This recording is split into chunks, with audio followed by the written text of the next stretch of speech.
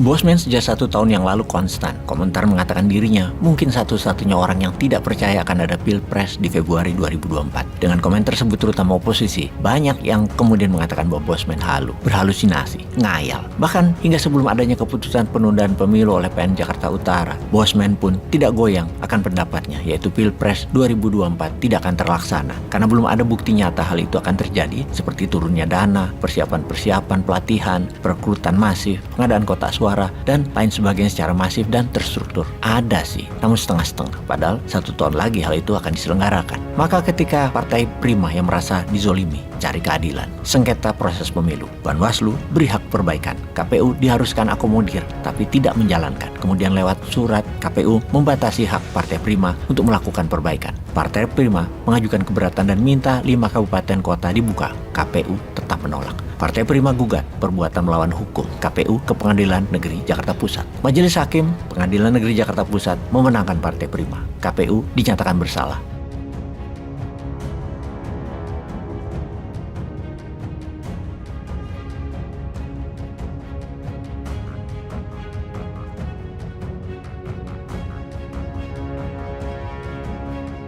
Perbuatan melawan hukum, mendiskriminasi dan menghalangi Partai Prima untuk jadi bagian pemerintah melalui proses pemilihan umum. KPU melanggar Universal Declaration of Human Rights and International Covenant on Civil and Political Rights yang telah diratifikasi melalui Undang-Undang Nomor 12 Tahun 2005. Pengadilan Negeri Jakarta Pusat memerintahkan KPU tidak melaksanakan sisa tahapan pemilu 2024 selama 2 tahun 4 bulan 7 hari. Apakah benar akhirnya tidak jadi Pilpres 2024? Ini pertanyaan untuk mengkonfirmasi. Kita lihat perkembangan selanjutnya di mana ada 2 hal mendukung gejala-gejala tidak adanya Pilpres 2024. Pertama, Mahkamah Agung dikatakan mendukung keputusan PN Jakarta Pusat, dan kedua, Istana juga meminta publik menghormati keputusan PN Jakarta Pusat. Wis, cocok ini, saling menguatkan. Lalu step berikutnya adalah MPR. Kalau mau menjalankan perintah pengadilan menunda pemilu, akan menyiapkan pejabat sementara atau acting presiden. Kita semua tahu masa jabatan Presiden Jokowi habis sesuai jadwal. MPR bisa melantik acting presiden alias pejabat presiden. Acting presiden artinya seorang dipercaya untuk mengisi kekosongan ketika jabatan resmi belum terpilih, sehingga jabatan tersebut kosong, seperti misalnya masalah penyakit, kecelakaan, dipecat, ada masalah kesehatan, atau jabatan politik habis. Namun penggantinya belum ada. MPR bisa melantik siapa saja sebagai pejabat presiden. Bisa Ma'ruf Amin, Mahfud MD, Erick Thohir, Surya Paloh, bahkan Bosman juga bisa. Namun kali ini dapat dipastikan Pak Jokowi adalah pilihan terbaik, dengan acting vice president atau pejabat wakil presidennya adalah kemungkinan besar Pak Prabowo atau Mbak Puan.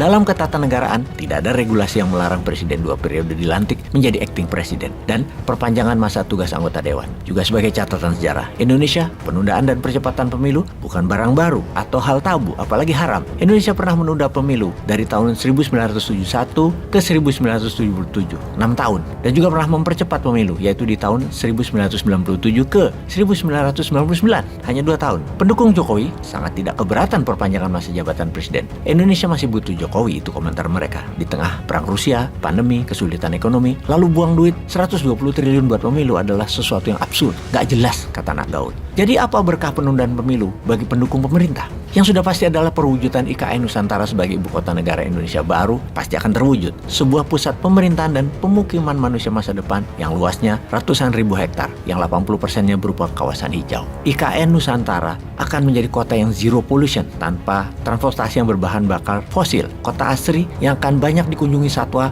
akan menjadi bagian dari kehidupan yang menyatu, damai. Apalagi ditambah bineka acara seni, sastra, dan budaya dari tradisional sampai modern di sana. Di bawah kepemimpinan Presiden Jokowi, pembangunan akan segera tuntas tanpa hambatan berarti. Memang hanya Jokowi yang bisa menyelesaikan berkat perpanjangan waktu dan menjabat sebagai acting presiden. Warga Kalimantan akan sangat bangga dan dapat manfaat yang besar. Wilayahnya muncul sebuah kota yang paling canggih di dunia. Kebalikannya, kalau sampai presiden baru, maka IKN Nusantara akan terancam mangkrak dan malah batal, yang justru akan membuat bibit-bibit disintegrasi. Demikian suara pendukung penundaan pemilu 2024. Kalau menurut sahabat bagaimana? Coba tulis di kolom komentar. Peace.